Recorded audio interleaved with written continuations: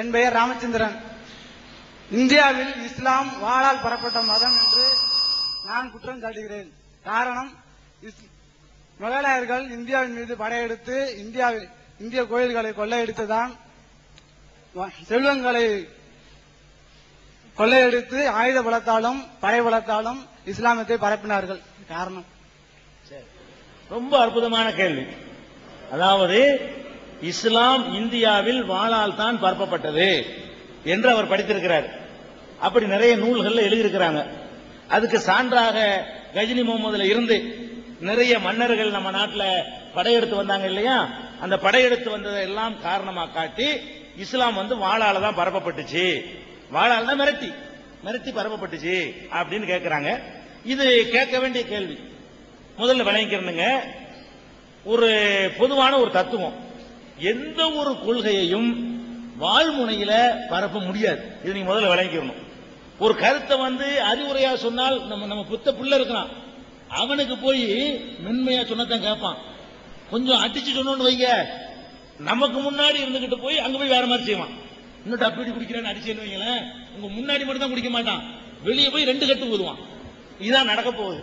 எந்த ஒரு சித்தாந்தத்தையும் மிரட்டி ஒரு பயங்காட்டி கொண்டாந்து சேர்க்க முடியாது. எந்த அளவுக்கு அடக்குறீங்களோ அந்த அளவுக்கு கொதிச்சு வருவான். மனிதனுடைய இயல்பு என்ன தெரியுமா, தன் மீது அதிகாரத்தை பாட்டி திணிக்கப்பட்டுச்சுன்னா அதை எதிர்க்கிறது மனிதனுடைய இயல்பு. நீ கண்டிப்பா திமுகவில் சேரன்னு சொல்லி பாருங்க, சேர மாட்டான். அண்ணா திமுக சேர்ந்த ஆகணும்னு சொல்லி பாருங்க, சேரட்ட என்னடா செய்வ, என்னடா செஞ்சிருவ, அப்படிதான் கேட்பான். நீ காங்கிரஸ் எல்லாம் சேரணும் உத்தரவு கொடுக்கணும் பார்ப்போம், சேரவனாச்சு சேர மாட்டான். விரும்பித்தான் ஒரு கொள்கை ஏற்றுக்கிற முடியுமே தவிர கட்டாயப்படுத்தி எந்த மதத்தையும், அது இந்து மதமாக இருந்தாலும் சரி, கிறிஸ்துவ மதமாக இருந்தாலும் சரி, எந்த மார்க்கத்தையுமே கட்டாயப்படுத்தி வாழ்முனையில திணிக்க முடியாது. ரொம்ப வேலை போனவன் கோடியில் ஒருத்தன் இருப்பான், அவன் போயிருவான். இதுதான் யதார்த்தமான ஒன்று. விளைவிக்கணும். இரண்டாவது, இப்ப அந்த மன்னர்கள்லாம் படையெடுத்து வந்தாங்கல்ல, அவர்கள்லாம் இஸ்லாத்துக்கு அத்தாரிட்டி கிடையாது. நாடு பிடிக்கிறதுக்காக எல்லாரும் படையெடுத்தான். முஸ்லிம் மன்னர்கள் அதுல விதிவிலக்கு இல்லை.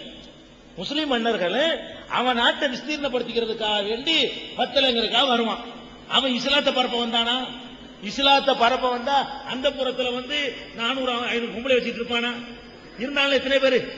அப்ப இவன்கள் எல்லாம் இஸ்லாத்தை பரப்புங்கிற இஸ்லாமியர்களா வாழவே இல்லை. நிறைய மன்னர்கள், இன்னும் சொல்றேன், 800 வருஷ காலம் முஸ்லிம்கள் இந்தியாவை ஆட்சி பண்ணியிருக்கிறாங்க. முஸ்லிம் மன்னர்கள் 800 ஆண்டு காலம் ஆட்சி பண்ணியிருக்கிறாங்க. இப்படி ஆட்சி பண்ணிய மன்னர்கள்ல ஒரு மன்னர் கூட இஸ்லாத்தினுடைய கடமை, ஹஜ்ஜின்னு ஒரு கடமை இருக்குல்ல, மக்காவுக்கு போறது, அதை செய்யல. அந்த அளவுக்கு தான் அவங்க இஸ்லாமிய பற்று. முஸ்லிம் மன்னர்கள் ஆட்சி பண்ணாங்களே, அவர்கள் என்னமோ இஸ்லாத்துல பெரிய பற்றாளர்கள் மாதிரியும் இஸ்லாத்தை பரப்புறதா லட்சியம் மாதிரி நீங்க நினைக்கிறீங்க. அவன் ஒழுங்கான முஸ்லீம் அவனே வாழல, நீங்க தப்பா இடப்பட்டிருக்கீங்க. முஸ்லிம் மன்னர்கள் எல்லாம் ஒரு பர்ஃபெக்டான முஸ்லீமா வாழ்ந்தான், இஸ்லாத்தை பரப்புறதுக்காக தன்னை அர்ப்பணிச்சுக்கிட்டான். அவன் பதவியை தக்க வச்சுக்கிறதுக்காக வேண்டி எல்லா விதமான தப்புகளையும் பண்ணினான், எல்லா விதமான தில்லுமுள்ளுகளையும் பண்ணினான். பர்ஃபெக்டான ஒரு முஸ்லீமாக மன்னர்கள் யாருமே வாழவே இல்லை. அவர்கள் எப்படி இந்த மார்க்கத்தை போய் அடுத்த ஆளுக்கு சொல்லியிருப்பாங்க? பொருந்தவே இல்லை. அவர்களே ஒழுங்கான முஸ்லீமா வாழலைங்கும் போது எப்படி வாழ்முனையில சொல்லியிருப்பாங்க? அவ்வளவு வேணாம். உங்களுக்கு எல்லாம் தெரியும், அக்பரை நீங்க தெரிஞ்சு வச்சுக்கிறீங்க. அக்பருடைய அவையில இருந்ததெல்லாம் ரஜபுத்திரர்கள் தானே. அவருடைய அமைச்சரவையில் இருந்தது யாரு? அவருடைய ராணுவத்தில் இருந்தது யாரு? இப்படித்தான் நிறைய மன்னர்கள். இன்னும் சொல்றேன் கேளுங்களேன், நம்ம பாபர் இருக்காரு, பாபர் மன்னர், அவர் தன்னுடைய மகன் ஹுமாயூன், பாபருடைய மகன் ஹுமாயூனுக்கு ஒரு கடிதம் எழுதுறார், மரண சாசனம். அருமை மகனே, இது பாபர் நாமா என்ற அவருடைய நூல்ல இடம்பெற்றிருக்கிறது. மகனுக்கு சொல்றாரு, அருமை மகனே, நீ இந்து சகோதரர்கள் பெரும்பான்மையாக வாழக்கூடிய ஒரு நாட்டில இருக்கிறாய், அந்த பொறுப்பை நீ சுமக்க இருக்கிறாய். அவருக்கு அடுத்து அவர் தான் வரப்போறாரு. எனக்கு பிறகு இந்துக்கள் பெருவாரியாக இருக்கக்கூடிய ஒரு நாட்டிலே சுமக்க இருக்கிறாய். அந்த மக்கள், அதாவது மத உணர்வுகளை புண்படுத்தும் விதமாக உன்னுடைய ஒரு நடவடிக்கையும் நீ அமைத்துக் கொள்ளாது. இஸ்லாமிய மார்க்கத்தில் இந்த குர்பானி, அதாவது இந்த ஹஜ் பெருநாள் நேரத்தில் அறுத்து பலியிடுவாங்க இல்லையா, ஆடு அறுத்து பலியிடலாம், ஒட்டகத்தை அறுத்து பலியிடலாம், மாட்டை அறுத்து பலியிடலாம். அவ மகனுக்கு சொல்றாரு, மகனே நீ ஆட்டை அறுத்து பலியிடு, ஒட்டகத்தை அறுத்து பலியிடு, மாட்டை அறுத்து பலியிடுவது தப்பு இல்லை. ஆனால் அவர்கள் ஏதோ உங்க மத உணர்வு என்னமோ புண்பட்ட மாதிரி நினைப்பார்கள். அதை கூட நீ தவிர்த்துக்கின்றார் யாரு? அந்த பாபர்ங்கிற மன்னர் பாபர் நாமாவுல தன்னுடைய மகன் ஹுமாயூனுக்கு சொல்றாரு. அப்ப அந்த மன்னர்கள்லாம் இப்படி சொன்ன ஒரு வாழை கொண்டு காட்டுவாராங்க. இது இதனால ஒரு தப்பு இல்லை, என் வீட்டு மாட்டை நான் இருக்கிறேன் அப்படின்ட்டு போயிடலாம். யார் வீட்டு மாட்டையும் நான் அறுத்தா தான் என்னை கேள்வி கேட்கணும். அப்படி சொல்லிட்டு போக வேண்டிய இடத்துல கூட அவர் எப்படி போறாரு? பாபரு இறங்கி போறாரு. நீ இறங்கி போன்னு மகனுக்கு சொல்றாரு. இப்படி வாழ்ந்தவர்கள் எப்படி வந்துகிட்டு திணிச்சிருப்பாங்க? இன்னும் சொல்ல போனா வாளாலதான் பரப்ப முடியும் நினைச்சிருந்தாங்கன்னு சொன்னா 800 வருஷங்கிற ஒரு சின்ன காலம் இல்ல. 800 வருஷம் குறைந்த காலமா? 800 வருஷ காலத்துல எல்லாரையும் ஆக்கியிருக்கணும். கொஞ்ச நாள் 2 நாள் 10 நாள் இல்லைங்க, 800 வருஷம் 200 ஆண்டு கால வெள்ளையர்கள் ஆட்சியில ஏற்படுத்தப்பட்ட ஆலயங்கள் எண்ணிக்கை அளவு கூட 800 ஆண்டு கால முஸ்லிம் ஆட்சியில் பள்ளிவாசல் ஏற்படுத்தப்படல. நீங்க விளங்கிக்கணும், 800 வருஷம் முஸ்லிம் ஆட்சியில ஏற்படுத்தப்பட்ட பள்ளிவாசல் அவ்வளவு குறைவு. அவர்கள் முஸ்லிம்கள் மட்டும் பள்ளிவாசலை கட்டிக்கிட்டாங்களே தவிர சரி கோயிலை இடிச்சாங்கன்னா சொல்றோம். அப்படி நடந்திருந்தாங்கன்னு சொன்னா 1000 வருஷத்துக்கு முந்தின கோயில்கள் இன்னைக்கு இருக்குமா? 1000 வருஷத்துக்கு முந்தின கோயில்கள் எத்தனை ஊர்கள் இருக்குது? எத்தனை ஊர்கள்? மீனாட்சி அம்மன் கோயில் இருக்குது, அது போன வருஷம் கட்டினதா? முகலாய மன்னர்கள் நாட்டை விட்டு போன பிறகு கட்டினதா? இல்ல, அது எத்தனையோ வருஷத்து பாரம்பரியம் உள்ளது. இப்படி எத்தனையோ பிரம்மாண்டமான கோயில்கள்லாம் இருக்க, அதையெல்லாம் ஏதாவது பண்ணாங்களா? அவங்க ஆட்சி இருந்துச்சுல, அதிகாரம் இருந்துச்சுல, இதை நீங்க பார்க்கணும். இன்னும் தெளிவா ஆழமா போறதா இருந்தா முஸ்லிம்கள் இன்னைக்கு நாங்க எவ்வளவு இருக்கிறோம்? இந்தியாவில் 20 இருக்கிறோம், 20% இருக்கிறோம் இன்றைக்கு முஸ்லிம்கள் ஜனத்தொகை. இது ஒரு 50 வருஷத்துக்கு முன்னாடி நாங்க அவ்வளவு பேர் இல்ல, 15 தான் இருந்தோம். பாகிஸ்தான் பங்களாதேஷ் சேர்த்து அப்ப 15% இருந்தோமே.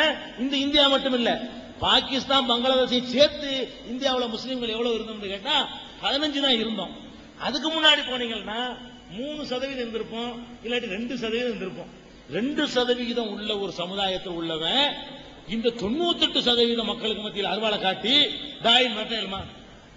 2% மக்களா இருக்கிறவன் வந்து மிரட்டி இருந்தான்னா புரட்சி வந்திருக்காதா?